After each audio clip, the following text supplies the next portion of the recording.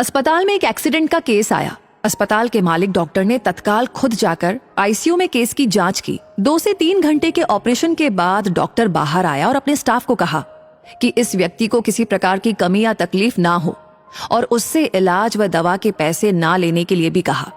तकरीबन 15 दिन तक मरीज अस्पताल में रहा। जब बिल्कुल ठीक हो गया और उसको डिस्चार्ज करने का दिन आया तो उस मरीज का तकरीबन 2.5 लाख रुपए का बिल अस्पताल के मालिक और डॉक्टर की टेबल पर आया। डॉक्टर ने अपने अकाउंट मैनेजर को बुलाकर के कहा कि इस व्यक्ति से 1 पैसा भी नहीं लेना है। ऐसा करो, तुम उस मरीज को लेकर के मेरे चैम्बर में जाओ। मरीज व्हील चेयर पर चैम्बर में लाया गया। डॉक्टर ने मरीज से पूछा, प्रवीण भाई, मुझे पहचानते हो? मरीज ने कहा, लगता तो है कि मैंने आपको कहीं देखा है। डॉक्टर ने कहा, याद करो, अंदाजन 2 साल पहले सूर्यास्त के समय शहर से दूर उस जंगल में तुमने गाड़ी ठीक की थी। उस रोज मैं परिवार सहित पिकनिक मनाकर लौट रहा था कि अचानक कार में से धुआं निकलने लगा और गाड़ी बंद हो गई। कार एक तरफ खड़ी करके हम लोगों ने चालू करने की कोशिश की, लेकिन कार चालू नहीं हुई। अंधेरा थोड़ा थोड़ा घिरने लगा था। चारों ओर सुनसान जंगल था। परिवार के हर सदस्य के चेहरे पर चिंता और भय की लकीरें दिखने लगी थी और सब भगवान से प्रार्थना कर रहे थे कि कोई मदद मिल जाए। थोड़ी ही देर में चमत्कार हुआ। बाइक के ऊपर तुम आते दिखाई पड़े। हम सबने दया की नजर से हाथ ऊंचा करके तुमको रुकने का इशारा किया। तुमने बाइक खड़ी करके हमारी परेशानी का कारण पूछा। तुमने कार का बोनट खोलकर चेक किया और कुछ ही क्षणों में कार चालू कर दी। हम सबके चेहरे पर खुशी की लहर दौड़ गई। हमको ऐसा लगा कि जैसे भगवान ने आपको हमारे पास भेजा है, क्योंकि उस सुनसान जंगल में रात गुजारने के ख्याल मात्र से ही हमारे रोंगटे खड़े हो रहे थे। तुमने मुझे बताया था कि तुम एक गैराज चलाते हो। मैंने तुम्हारा आभार जताते हुए कहा था कि रुपए पास होते हुए भी ऐसी मुश्किल समय में मदद नहीं मिलती। तुमने ऐसे कठिन समय में हमारी मदद की। इस मदद की कोई कीमत नहीं है, ये अमूल्य है।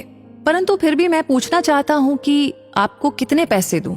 उस समय तुमने मेरे आगे हाथ जोड़कर जो शब्द कहे थे, वो शब्द मेरे जीवन की प्रेरणा बन गए हैं। तुमने कहा था कि मेरा नियम और सिद्धांत है कि मैं मुश्किल में पड़े व्यक्ति की मदद के बदले कभी कुछ नहीं लेता। मेरी इस मजदूरी का हिसाब भगवान रखते हैं। उसी दिन मैंने सोचा कि जब एक सामान्य आय का व्यक्ति इस प्रकार के उच्च विचार रख सकता है और उनका संकल्प पूर्वक पालन कर सकता है, तो मैं क्यों नहीं कर सकता? और मैंने भी अपने जीवन में यही संकल्प ले लिया है। 2 साल हो गए हैं मुझे, कभी कोई कमी नहीं पड़ी। अपेक्षा पहले से भी अधिक मिल रहा है। यह अस्पताल मेरा है, तुम यहाँ मेरे मेहमान हो और तुम्हारे ही बताए हुए नियम के अनुसार मैं तुमसे कुछ भी नहीं ले सकता। ये तो भगवान की कृपा है कि उसने मुझे ऐसी प्रेरणा देने वाले व्यक्ति की सेवा करने का मौका मुझे दिया।